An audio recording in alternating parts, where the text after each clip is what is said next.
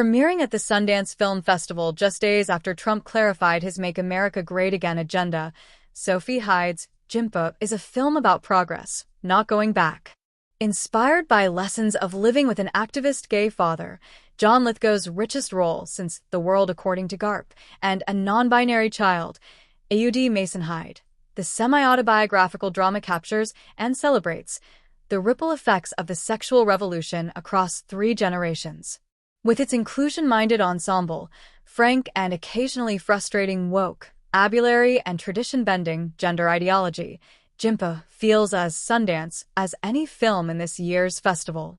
Hyde, who hails from Australia, taps Olivia Colman to play her on-screen counterpart, Hannah, an indie filmmaker whose mostly monogamous marriage to a straight, cisgender man, Daniel Henshall, is the closest the film gets to showing a heteronormative couple.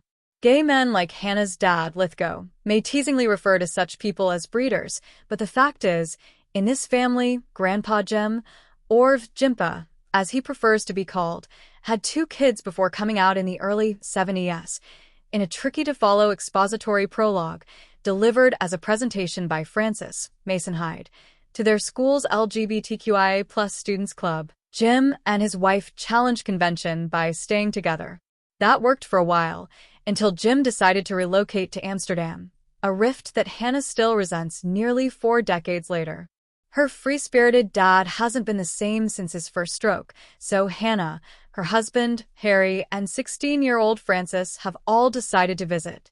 Unbeknownst to their parents, Frances hopes to make this a one-way trip, intending to stay on with Jimpa while that would be drama enough to sustain many a Sundance movie. Hannah, who is pitching a project that sounds suspiciously like the one Hyde has made, insists that the very thing that makes her family unique is how amicably everyone deals with life's curveballs. They chose kindness over conflict, Hannah explains, although there's no shortage of the latter, as she juggles a child tentatively seeking independence and an infirm and carelessly unfiltered father. Granted, Hannah and her sister, Emily, Kate Box, their separated but civil parents, and open-minded Frances seem exceptionally comfortable in one another's presence. Good luck finding another body-conscious teen willing to share a bath with their mom, demonstrating the kind of mature, tactful communication meant to respect the feelings of all involved. But that doesn't mean they always see eye to eye. Disputes are not only normal but necessary, a notion the always provocative Jimpa takes impish delight in testing to Hyde's artsy, category-defying film can feel a bit chaotic at times, crammed with distracting splinters of key memories, unnecessary flashbacks in which different-looking younger actors embody the same character. In real life, her daughter Aud, who plays Frances, didn't get to spend as much quality time with Jimpa as the movie suggests, which makes Jimpa a lovely, if weirdly self-indulgent, chance to correct that. While Hannah's a fiercely supportive ally, one can only imagine the conversations Aud might have had with her politically engaged, HIV-positive grandparent.